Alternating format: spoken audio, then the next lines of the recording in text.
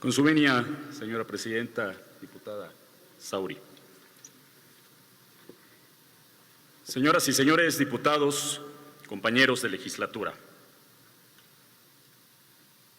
Bienvenido, secretario, a esta honorable Cámara de Diputados, Casa del Pueblo Mexicano.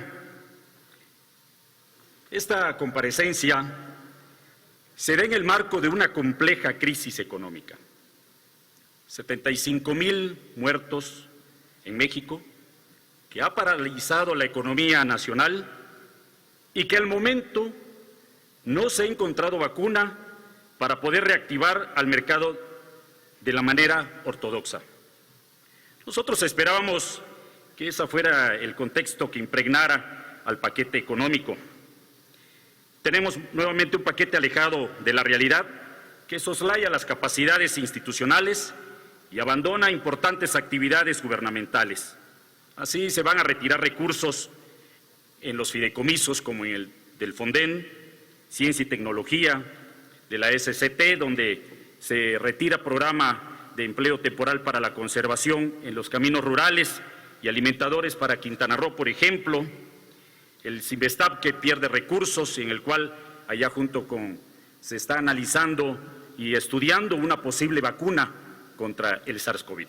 Pero no todo creo es malo, porque hace poco justamente el señor secretario de Hacienda tuvo un recorrido en el sur e hizo estos comentarios que se los voy a poner a ver si se logra escuchar.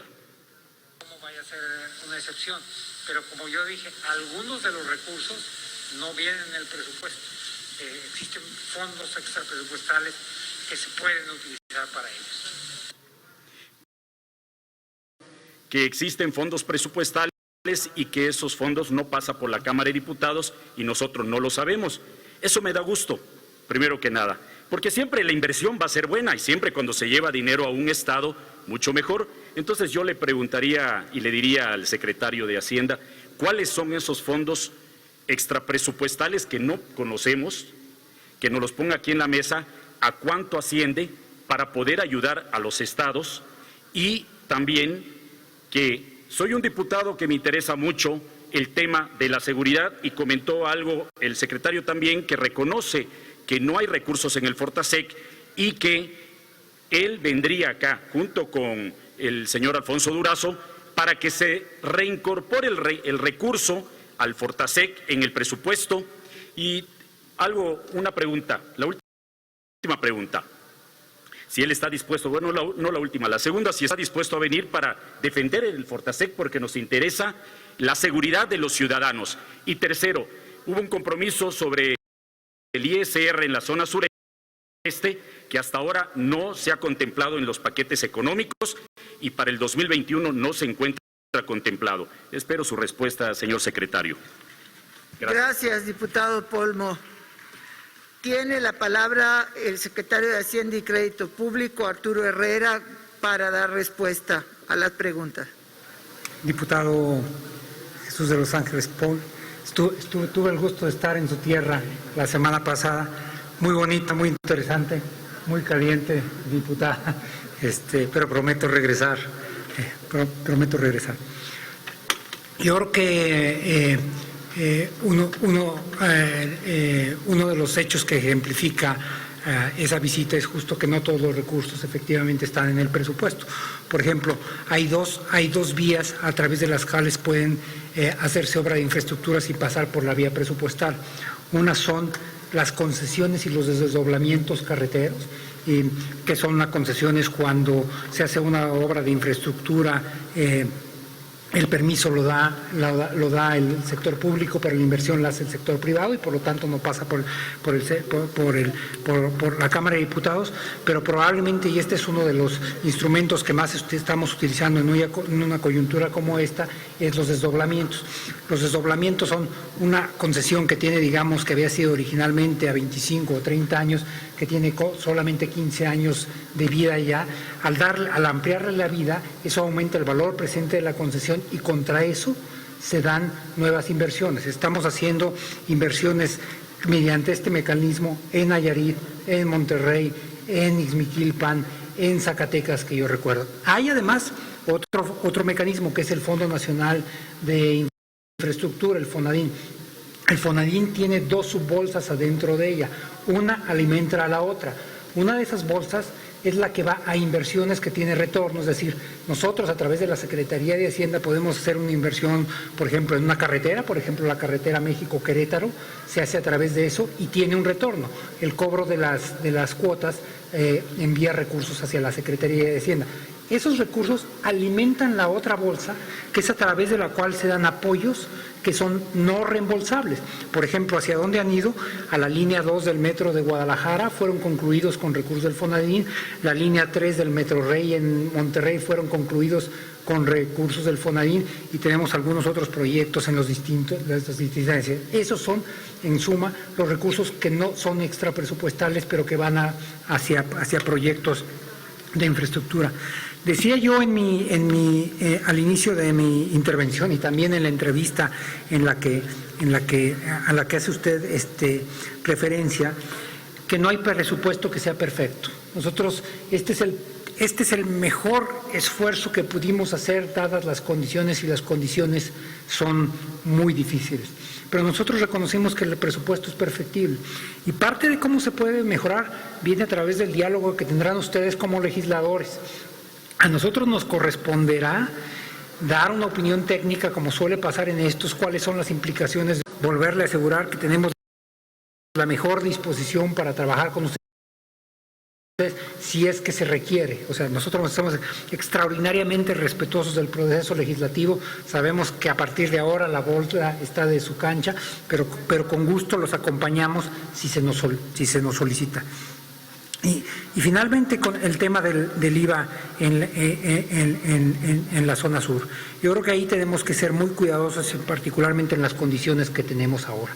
Un cambio en la tasa implica necesariamente una disminución de los ingresos de la Federación, pero también una disminución de los ingresos participables.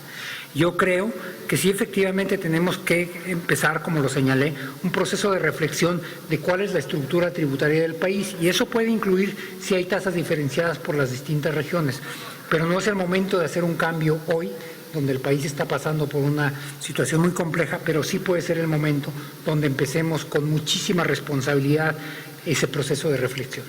Muchas gracias. Gracias, secretario. Para hacer uso de su derecho de réplica, tiene la palabra el diputado Jesús de los Ángeles Polmo, del Grupo Parlamentario del Partido de la Revolución Democrática. Diputadas y diputados, como ya escuchamos, sí hay más recursos. Sí hay más recursos donde se puede redireccionar, pero no se está haciendo. Y sí se van a desaparecer algunos programas que van a afectar, como es el FONDEN, lo que ya leí, y que le afecta a varios estados. En vez de utilizarlo en otras obras que no son prioritarias, sería bueno que sí se mandaran esos fondos extrapresupuestales para completar ese recurso dentro del paquete económico. En el grupo parlamentario del PRD estamos convencidos que para sacar al país adelante se tienen que anteponer las causas de México frente a otras que no deben de ser las causas partidistas. Pero vemos que el gobierno antepuso su causa electoral y el miedo a perder la mayoría en el Congreso, frente a la urgente necesidad de reactivar la economía, de atender los temas de seguridad, justicia y de género. Y saben de lo que estoy hablando. El presidente prefiere mandar recursos a Santa Lucía que ayudar a los municipios en mejorar su infraestructura. El presupuesto federalizado para entidades federativas y municipios descendió un 11% y es clara la descentralización. Consideramos que se debe preponderar un modelo contributivo de ampliación de la base, de progresividad y apoyo al inversionista frente al modelo de terrorismo adoptado. Los contribuyentes no deben de ser perseguidos en el cumplimiento de sus obligaciones. Se debe de buscar que quienes no paguen lo hagan. Esta política solo está logrando que los que pagaban dejen de hacerlo. Por último, debemos insistir en que debe reajustarse el destino del gasto planteado para el 2021. No debemos concentrar todo el recurso en 3 macroproyectos y deshacer 109 fideicomisos y afectar muchos temas en el paquete económico. No debemos de dilapidar el poco recurso obtenido en programas electorales. No debemos permitir que un partido político use el dinero público disfrazado de programas sociales para aumentar las intenciones de voto rumbo a 2021. Sería más útil para México que los recursos públicos se encaminen a mayor infraestructura a lo largo y ancho del país, que se generen incentivos para la reactivación económica en las 32 entidades federativas y se logre avanzar en la descentralización de recursos, dotar a estados y municipios de herramientas para cumplir con su propósito. Y así seguiremos empujando para lograr que el paquete económico responda a las necesidades del país y no al interés de una sola persona, que es del presidente y sus proyectos. Gracias. Gracias, diputado Polmo. No olvides suscribirte y seguirnos en nuestras redes sociales. Cámara de Diputados.